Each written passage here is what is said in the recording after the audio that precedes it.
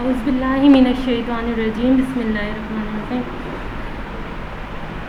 Today our topic of discussion is corrosives. First of all, we discuss the classification of the corrosives. Corrosives are highly active irritants and not only produce inflammation but also ulceration of the tissue. Corrosives are classified into strong acids and strong alkalis. Strong acids are further classified into mineral acids. Mineral acids के example हैं sulphuric acid, hydrochloric acid, nitric acid. Second is organic acid. Example of organic acid is oxalic acid, carbolic acid, acetic acid, salicylic acid. And third is vegetable acid.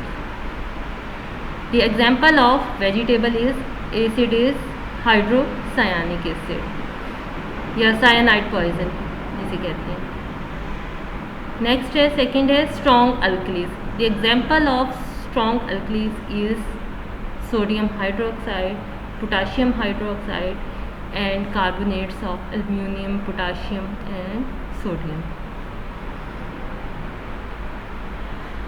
अच्छा, second ये है कि corrosives करते क्या हैं. Corrosives cause the gradual wearing away of the tissue. Tissue को destroy कर देते हैं. Corrosives are the poisons or the substances which have corroding and destructive effect on the human body.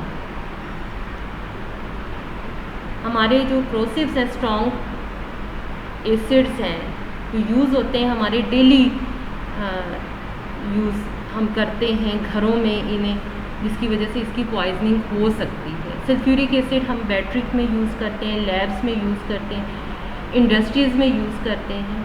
इसके अलावा टॉयलेट और पाइप्स को साफ़ करने के लिए यूज़ करते हैं. Hydrochloric acid is use for cleaning material और टॉयलेट के लिए और स्विमिंग पूल्स को क्लीन करने के लिए हम यूज़ करते हैं. नाइट्रिक एसिड जो है यूज़ फॉर क्लीनिंग ऑर्नामेंट्स, जेवरों को की सफाई के लिए नाइट्रिक एसिड यूज़ किया जाता है. Oxalic acid is used in dust remover as dust remover के डस्ट को रिमूव करने के लिए यूज़ करते हैं. इसके अलावा अल्कलीज जो है यूज़ होती हैं इन पेंट्स, मल्शंस के तौर पे, वॉशिंग पाउडर में यूज़ होती हैं, सोप में यूज़ होती हैं, साबुन वगैरह में. ये इनके यूजेस होते हैं. नेक्स्ट है mode of action of corrosives. Corrosives have mainly local action. Their action is mainly local. First of all, extraction of water from the tissue. Tissue से वाटर को एक्सट्रैक्ट करते हैं. नेक्स्ट जो इसका इफेक्ट है वो coagulation of cellular protein. Cellular protein को की कोएगुलेशन करते हैं. कन्वर्शन ऑफ हीमोग्लोबिन इनटू हीमाटिन, हीमाटिन में कन्वर्ट करते हैं. Extent and severity of injury depend upon quantity, concentration and duration of contact. जितनी क्वांटिटी ज़्यादा होगी उतनी इंजरी ज़्यादा होगी. जितनी हाईली कंसनट्रेटेड होगा पॉइजन उतनी ज़्यादा इंजरी होगी. ड्यूरेशन ऑफ कॉन्टैक्ट भी इफेक्ट करेगा कि जितनी देर एसिड जो है वो बॉडी पे रहा है उतनी ज़्यादा इंजरी होगी. साइन सिम्टम्स, अर्ली सिम्टम्स क्या होंगे? सबसे पहले जो फ़ौरन इंजेक्शन के बाद या कॉन्टैक्ट के बाद होंगे, कोरेजन होगी of lips and mouth, swear burning in mouth, burning pain in mouth, throat, oesophagus, stomach and abdomen. Vomiting start हो जाएगी. इसकी कोरोजन की वजह से डिस्फेजिया होगा, difficulty in swallowing and intense thrust, तो बहुत ज़्यादा प्यास लगेगी. डिस्फोनिया हो जाएगा, डिस्निया हो जाएगा, डिस्फोनिया हो जाएगा, बोलने में मुश्किल होगी, सांस लेने में मुश्किल होगी. ये सारे अर्ली इफेक्ट होंगे पॉइजनिंग के. इसके अलावा जो हमें सिम्टम्स मिलेंगे वो पेशेंट जो है शॉक में चला जाएगा, which is manifestated by cold clammy skin, pale anxious face, sunken eyes, dilated pupil, rapid feeble pulse and sign respiration. इससे हमें पता चल जाएगा पेशेंट शॉक में जा रहा है. Consciousness is usually retained until the end तक रहती है। इसमें कॉन्शियस पेशेंट जो है वो कॉन्शियस रहता है एंड तक। Injection of acid lead to constipated bowel and scanty urine. Urine जो होता है उसकी क्वांटिटी एनयूरिया हो जाता है, ये बहुत थोड़ा ओलिगोयूरिया हो जाता है इसमें। While injection of alkali leads to tenesmus and frequent stool containing mucus and blood. ये डिफरेंस आएगा अल्कली और एसिड्स में। जो एसिड की डाइजेशन से कॉन्स्टिपेशन हो जाएगी और अल्कली की इंजेक्शन से फ्रीक्वेंट स्टूल आएंगे, बार बार आएंगे, लेकिन पेनफुल होगी डेफिकेशन जो होगी टेनिस्मस में, पेनफुल डेफिकेशन है। ये कुछ इफेक्ट्स हैं। ए में आप देखेंगे कि अर्ली साइन सिम्टम्स होंगे, बहुत जो कांटेक्ट पे होंगे, फेस, स्किन पे, माउथ और थ्रोट के अपर रेस्पिरेटरी ट्रैक पे जो होगा, एलिमेंट्री ट्रैक पे होगा, अर्ली मेन सिम्टम्स होंगे। उसके बाद बी में जो होंगे ना, उसमें पेन होगी, इसमें इंजेक्शन के बाद शॉक में चला जाएगा, वॉमिटिंग हो सकती है पेशेंट को, dyspnoea due to respiratory obstruction from laryngeal oedema. और जो सी है उसमें लेट सिम्टम्स हैं, लेट इफेक्ट दिखाएंगे वो। परफोरेशन ऑफ स्टमक दिखा रहे हैं इसमें आपको, पल्मोनरी एडिमा हो सकता है, ब्रोंकोनमोनिया हो सकता है। और डी में very late effect, very late या डिलेड इफेक्ट। इसमें इसोफेजियल और पाइलोरिक स्ट्रक्चर फॉर्मेशन हो जाएगी, लेरेंजियल स्ट्रक्चर फॉर्मेशन हो जाएगी, पल्मोनरी फाइब्रोसिस हो जाएगी। इसमें एक पिक्चर में ही आपको सारी कॉम्प्लिकेशंस और इफ़ेक्ट्स बताए हुए हैं मैंने। लेट इफेक्ट जो हैं इसके perforation of stomach and pulmonary oedema होगा। वेरी लेट इफेक्ट या कॉम्प्लिकेशंस जो होंगी इसकी इंजेक्शन की स्ट्रॉन्ग एसिड्स की, वो है इसोफेजियल और pyloric structures formation, laryngeal structures, pulmonary fibrosis, ये इसकी वेरी लेट इफेक्ट्स। इसमें कॉज ऑफ डेथ जो होगा ना वो प्राइमरी शॉक की वजह से हो सकता है, या परफोरेशन ऑफ स्टमक की वजह से, या suffocation from oedema of the glottis, ये कॉज हो सकती है फ्रॉम डेथ की वजह जो है इन corrosives. If the quantity of poison ingested is small and person recover, death may be delayed. Now the cause of death may be hypostatic pneumonia हो सकता है, अगर पर्सन सर्वाइव कर जा सकता है, बाद में जो कॉम्प्लिकेशन होते हैं उसमें हाइपोस्टैटिक नमोनिया हो सकता है, structures of oesophagus that leads to under nutrition and emaciation, ये काजेस हो सकती हैं डिलेड। अच्छा, इसमें ट्रीटमेंट क्या करते हैं? इमीडिएटली आपने डाइल्यूशन करनी होती है और सिक्योर करने होते हैं एयर बेस, उनकी पेटेंसी को सिक्योर करना होता है। इसके लिए सबसे पहले आप ABC चेक करते हैं। ए में मीन्स एयरवेज, बी में ब्रीदिंग, सी में ना सर्कुलेशन। एयरवेज में आप देखते हैं कि उसका एयरवेज ओपन है, टंग बैकवर्ड तो नहीं फॉल कर गई या कोई और मसला तो नहीं हुआ। और सी में ब्रीदिंग चेक करते हैं, ब्रीदिंग सही है। सर्कुलेशन देखते हैं, पेशेंट शॉक में तो नहीं जा रहा, तो उसके लिए आप IV फ्लूइड्स देते हैं, इलेक्ट्रोलाइट्स देते हैं विद एंटीबायोटिक्स। इसके अलावा पेन इसमें बहुत स्वेयर होती है, इसलिए इंजेक्शन ऑफ मॉर्फिन दिया जाता है। Skin lesion wash with soap and water followed by ointment apply. अगर स्किन पे गिर गया है तो आप सोप और वाटर से वॉश करेंगे फॉर 15 मिनट, उसके बाद इस पर ऑइंटमेंट अप्लाई कर देते हैं। अगर बहुत ज़्यादा प्यास लग रही है पेशेंट को तो आप आइस दे सकते हैं to relieve the thrust.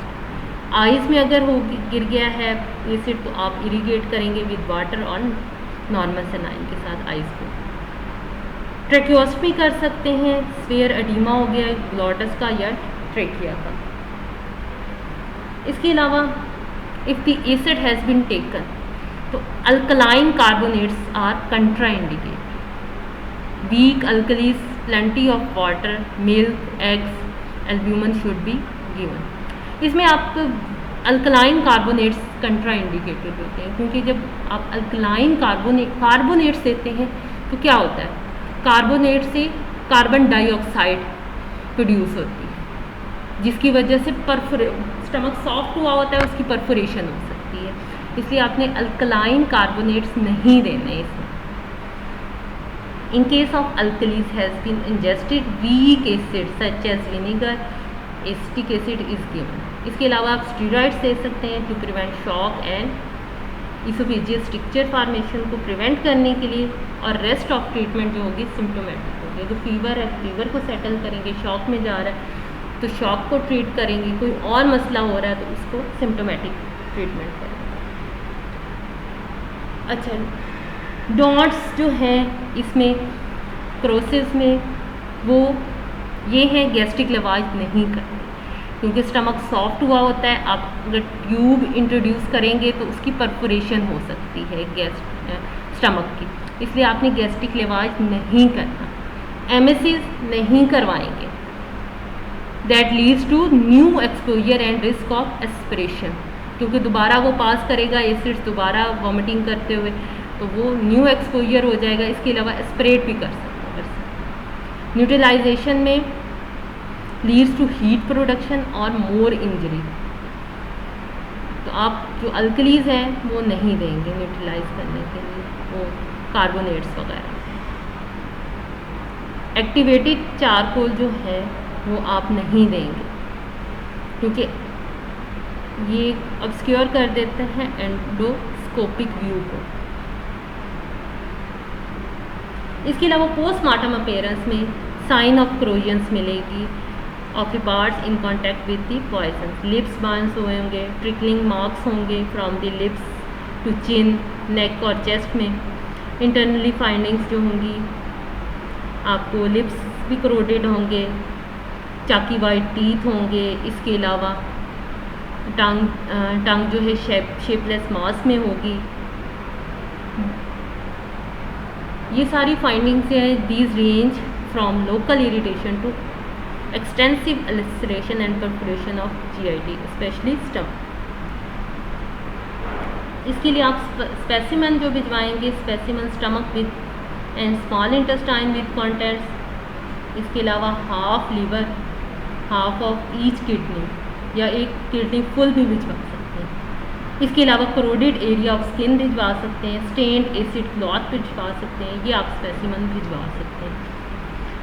In case of poisoning by acid except carbolic acid, आप रेक्टिफाइड स्पिरिट यूज़ करते हैं।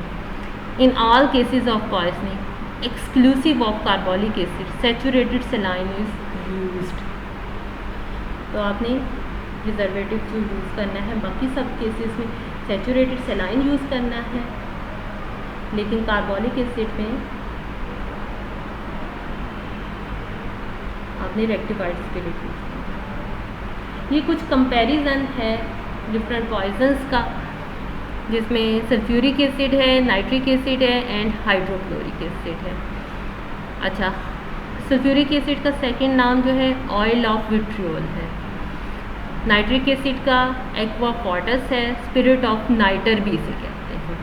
हाइड्रोक्लोरिक एसिड को स्पिरिट ऑफ साल्ट कहते हैं और म्यूरिक एसिड कहते हैं। फिजिकल प्रॉपर्टीज़ उसकी क्या हैं? सल्फ्यूरिक एसिड के हैवी होता है, नाइट्रिक एसिड भी हैवी है और हाइड्रोक्लोरिक एसिड भी। इसके अलावा कलरलेस होते हैं तीनों, विस्किड होते हैं और ऑयली होता है सल्फ्यूरिक एसिड, जबकि नाइट्रिक एसिड और जो हाइड्रोक्लोरिक एसिड होता है वो विस्किड और ऑयली नहीं होता।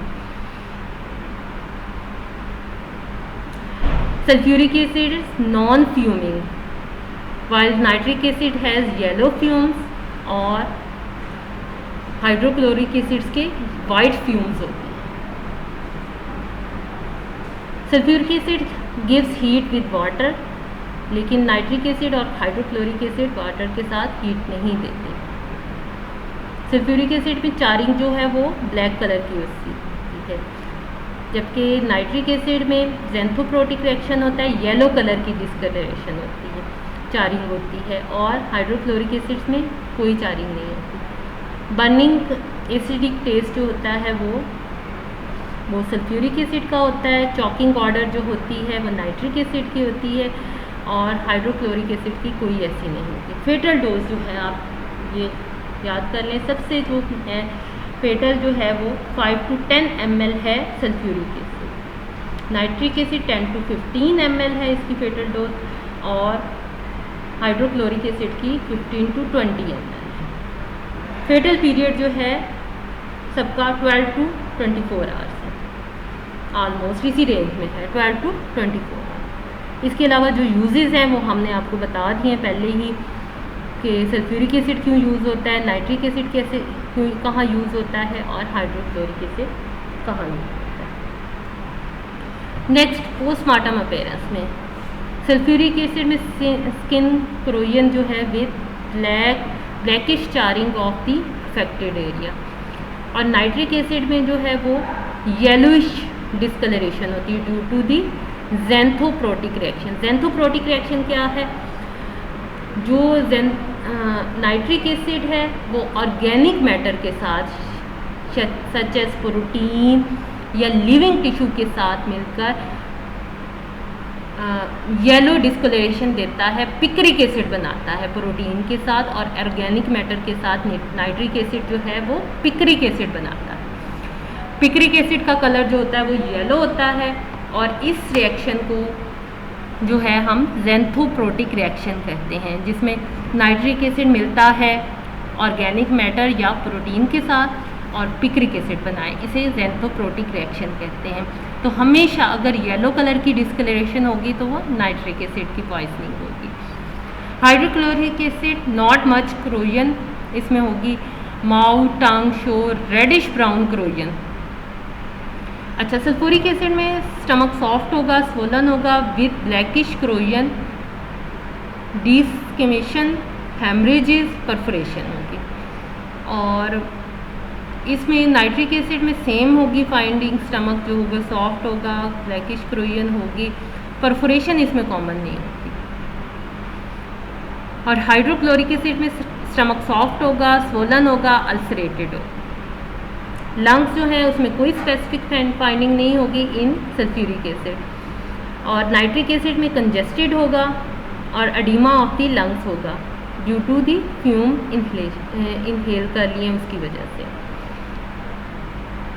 और इसी तरह हाइड्रोक्लोरिक एसिड में फ्यूम्स की वजह से, फ्यूम इनहेल करने की वजह से कंजेशन होगी ऑफ लंग्स की और उसका एडिमा होगा। ये suicidal injection of the acids है। नेक्स्ट है medico legal importance. Accidental poisoning होती है मोस्टली फाउंड, क्योंकि ये हाउडोल प्रोडक्ट में क्लीनिंग एजेंट के तौर पर वॉशरूम साफ़ करने के लिए यूज़ किया जाता है। आमतौर पे घरों में पड़े होते हैं एसिड्स, नाइट्रिक एसिड तो नहीं, sulphuric acid and hydrochloric acid. तो एक्सीडेंटल पॉइजनिंग होती है।